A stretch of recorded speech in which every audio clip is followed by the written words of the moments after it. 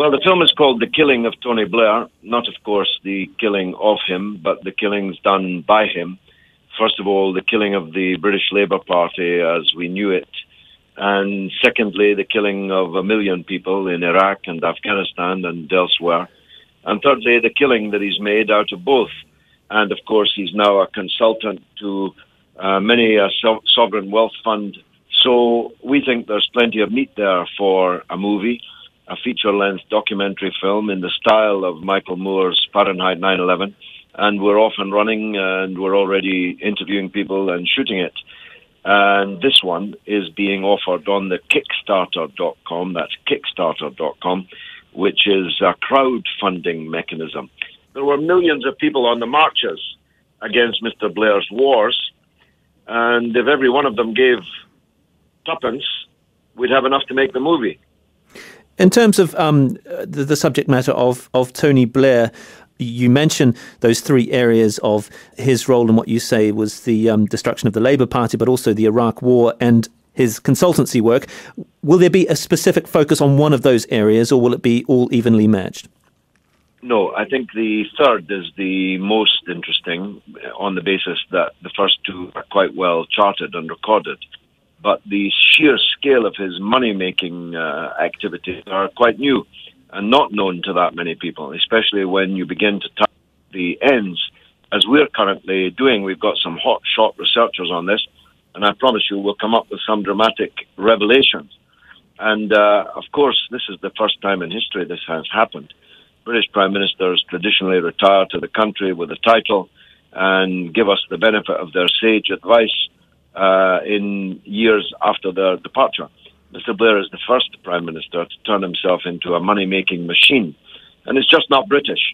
It's a very vulgar and unbecoming fate for a former Prime Minister, especially one who served as long as he did. Although it's not unusual, to be fair, that for a former Prime Minister to be making money through consultancy, and in fact for somebody who doesn't even make Prime Minister, somebody who is simply a senior politician making money on the sides. This isn't necessarily new ground, though, is it? It's new in Britain, and it dates back to the Blair era. You're right that over the last 5 or 6 years, there's been a revolving door between the Cabinet Office and the offices of people who had benefited mightily from the cabinet members' time in government. But this is new and shocking still to people. But the scale of Mr. Blair's earnings are tens of millions of pounds per year, and this is unprecedented. Although some of his consultancies are unpaid, I understand. Certainly his role as Middle East envoy is unpaid, and he is using contacts that he has garnered during his political career. I guess his ambition is to try and use those contacts for the good. Well, he's definitely using contacts that he made during his time in office to personally profit himself. But, of course, you say you understand that some of his consultancies are unpaid. The trouble is it's devilishly difficult to get a clear understanding because he has hidden his activities behind a thick and giant hedge of obscurity. But we're on that trail, and by the time this film comes out, everyone will know about it. Obviously, the comparisons, and you mentioned it yourself, you've taken inspiration from the film by Michael Moore.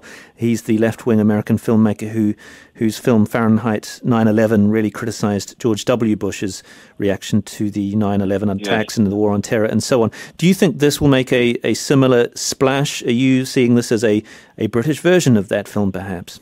Well, it's definitely a British version, but with, I hope, international appeal. We don't expect anything like that level of success, though we can pray for it. But I do think that Bush and Blair are irrevocably, ineluctably linked forever in history. And as Fahrenheit 9/11 did for George W. Bush's reputation, we hope to do for Tony Blair's. And how much support have you got financially so far from people who have contributed via this crowdsourcing? Well, it's actually not live until later this week, maybe even early next week. So I can't really tell you that at the moment. But we're seeking to raise £50,000 from the Kickstarter, and we hope to make the film for 150. So if there are any benefactors out there listening, we're open to discussion. I myself am putting a significant sum of my own money into it, and I hope that it will all be worthwhile. I believe it will.